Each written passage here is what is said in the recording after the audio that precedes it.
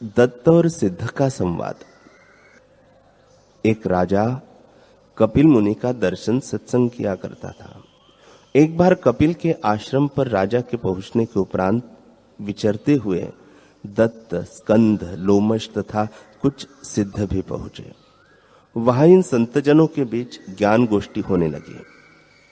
एक कुमार सिद्ध बोला, जब मैं योग करता हूं तब अपने स्वरूप को देखता हूं। दत्त ने कहा, जब तू स्वरूप को देखने वाला हुआ तब स्वरूप तुझसे भिन्न हुआ। योग में तू जो कुछ देखता है सो दृश्य को ही देखता है। इसे तेरा योग दृश्य और तू दृष्टा है। आध्यात्म में तू अभी बालक है। सत्संग कर जिससे तेरी बुद्धि निर्मल हो। कुमार ने कहा, ठीक कहा आपने, मैं बालक हूं, क्योंकि मन, वाणी, शरीर से सर्व लीला करता हुआ भी मैं असंग चैतन्य हर्ष शोक को नहीं प्राप्त होता, इसलिए बालक हूं। परंतु योग के बल से यदि मैं चाहूं तो इस शरीर का त्याग कर अन्य शरीर में प्रवेश कर लूं।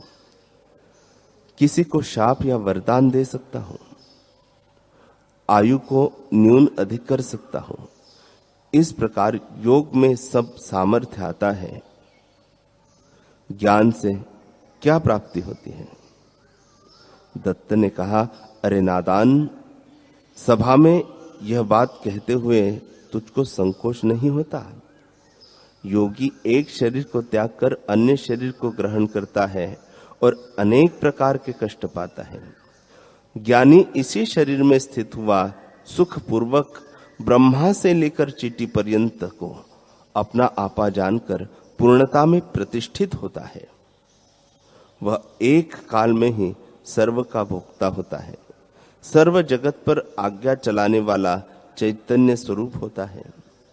सर्व रूप भी आप होता है और सर्व से अतीत भी आप होता है।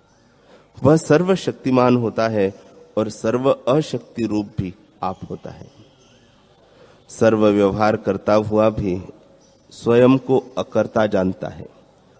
सम्यक अपरोक्ष आत्मबोध प्राप्त ज्ञानी जिस अवस्था को प्राप्त होता है उस अवस्था को वरदान, शाप आदि सामर्थ्य से संपन्न योगी स्वप्न में भी नहीं जानता।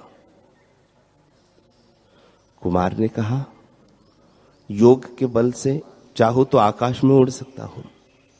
दत्त ने कहा, पक्षी आकाश में उड़ते फिरते हैं, इससे तुम्हारी क्या सिद्धि है?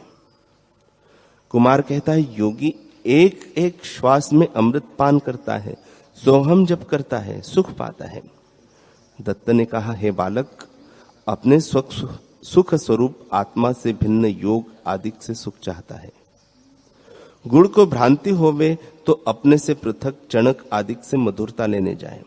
चित्त की एकाग्रता रूपी योग से तू स्वयं को सुखी मानता है और योग के बिना दुखी मानता है। ज्ञानी योग अयोग दोनों को अपने दृश्य मानता है। योग अयोग सब मन के ख्याल है। योग रूप मन के ख्याल से मैं चैतन्य पहले से ही सुखरूप सिद्ध हूं। जैसे अपने शरीर की प्राप्ति के लिए कोई योग नहीं करता, क्योंकि योग करने से पहले ही शरीर है, उसी प्रकार सुख के लिए मुझे योग क्यों करना पड़े? मैं स्वयं सुख स्वरूप हूं। कुमार ने कहा, योग का अर्थ है जुड़ना। ये जो सनकादिक ब्रह्मादिक स्वरूप में लीन होते हैं सो योग से स्वरूप को प्राप्त होते हैं। दत्त ने कहा, जिस स्वरूप में ब्रह्मादिक लीन होते हैं उस स्वरूप को ज्ञानी अपना आत्मा जानता है। हे सिद्ध, मिथ्या मत कहो। ज्ञान और योग का क्या संयोग? योग साधना रूप है और ज्ञान उसका फल रूप है। ज्ञान में मिलना बिछुड़ना दोनों नहीं। योग कर्ता के अधीन है और क्रिया रूप है। कपिल ने कहा, आत्मा का सम्यक अपरोक्ष ज्ञान रूपी योग सर्व पदार्थों का जानना रूप योग हो जाता है। केवल क्रियारूप योग से सर्व पदार्थ का जानना नहीं होता, क्योंकि अधिष्ठान के ज्ञान से ही सर्व कल्पित पदार्थों का ज्ञान होता है।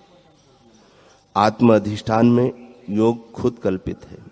कल्पित के ज्ञान में अन्य कल्पित का ज्ञान होता है। स्वप्न पदार्थ के ज्ञान से अन्य स्वप्न पदार्थों का ज्ञान नहीं, परंतु स्वप्न दृष्टा के ज्ञान से ही सर्व पदार्थों का ज्ञान होता है। अतः अपने को इस संसार रूपी स्वप्न के अधिष्ठान रूप स्वप्न दृष्टा जानो।